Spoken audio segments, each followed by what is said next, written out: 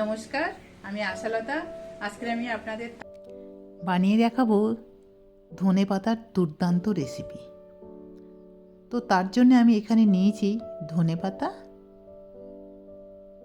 আর এখানে 1 থেকে 150 গ্রাম ধনেপাতা আছে, আর নিয়েছি 1 চামচ কালো জিরা, আর কাঁচা পাকা লঙ্কা, রসুন। তো এইগুলো সব দিয়ে আজকের আমি এই রেসিপিটা বানাবো, আর এই শীতের সময় এইটা অসাধারণ লাগে। তো প্রথমে কড়াইয়ে এগুলো একটু রোস্ট করে নেব, একটু ভাজা ভাজা করে নিতে হবে, তেল না দিয়ে, যেটাকে পোড়া বলে। পুড়িয়ে নিলে এইটা খেতে খুব ভালো লাগে। তা রসুন, লঙ্কা, শুকনো লঙ্কাও দিলে এটা খুব ভালো লাগে। আর দিয়ে দিলাম কালো জিরাটা, দিয়ে এটা গ্যাসটা স্লো করে এটা একটু ভেজে নিতে হবে। হালকা ভেজে নিতে হবে, খুব বেশি ভাজা চলবে না। খুব বেশি ভাজলে কালো জিরাটা কিন্তু পুড়ে যাবে। আর একটু ভাজা আর একটু কাঁচা, এর যে একটা ফ্লেভার হবে সেটাই লাগবে দারুণ খেতে। এবারে দিয়ে দেবো ধনে পাতাটা। তো আমি এখানে হাত দিয়ে কেটে দিচ্ছি, আপনারা পারলে এইটা একটু ছোট করেও কেটে নিতে পারেন। নিয়ে এটা একটু হালকা ভেজে নেব, একটু নরম করে নেব, যেটা ধনে পাতা থেকে যে জলটা একটু শুকিয়ে যাবে। হালকা একটু শুকিয়ে নিলাম।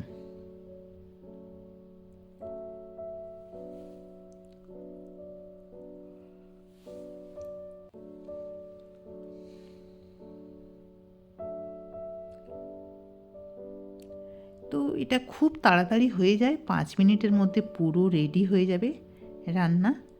তো দেখুন এটা ধনেপাতাগুলো সব নরম হয়ে গেছে। এই ডাঁটাটাও দিয়ে দেবেন, ডাঁটাতে কিন্তু আরও বেশি ফ্লেভার, বেশি স্বাদ। তো যাই হোক, এটা আমার প্রায় নরম হয়ে গেছে। দেখুন কতটুকু হয়ে গেছে ধনেপাতাটা। তো এই শীতের সময় এইটাও আপনারা অবশ্যই বাড়িতে বানাবেন। এবারে এটা তুলে নেব শিলের মধ্যে। শিলে এটা বাটলে খুব ভালো লাগে খেতে। আর আপনারা যদি শিল না থাকে তো এটা মিক্সিতেও বেটে নিতে পারেন।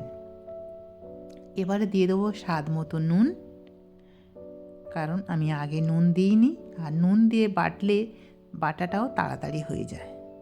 তো এবার আমি এটা বেটে নেব শিলে।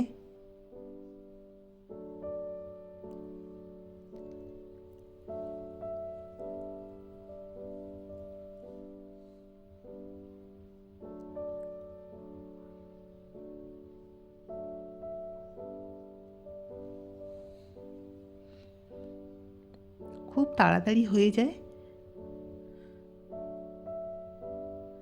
তো এটা আমার বাটা হয়ে গেছে।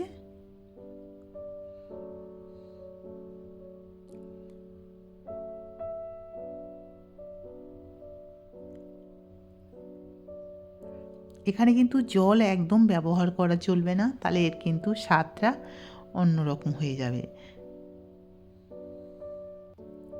আর আপনারা যদি মিক্সিতে বাটেন, অল্প একটু জল দিয়ে বাটতে পারেন, তবে তারপরে আবার কিন্তু কড়াইয়ে একটু তেল দিয়ে ওটা একটু শুকিয়ে নিতে হবে, তবে খেতে ভালো লাগবে।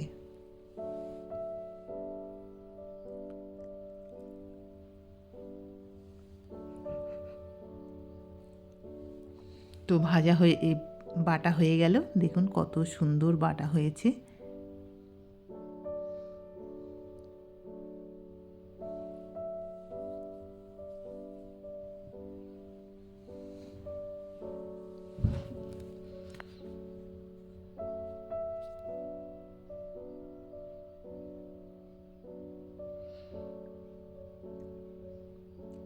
এবার এর মধ্যে দিয়ে দিচ্ছি একটু কাঁচা সর্ষের তেল।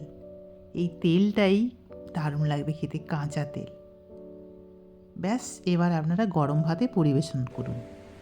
আমার এই রেসিপিটা যদি আপনাদের ভালো লাগে তাহলে লাইক করবেন, শেয়ার করবেন, সাবস্ক্রাইব করবেন, আর আমার বেল আইকনে ক্লিক করবেন, তাহলে নতুন নতুন ভিডিওর সাথে আপনারা আপডেট থাকতে পারবেন। নমস্কার।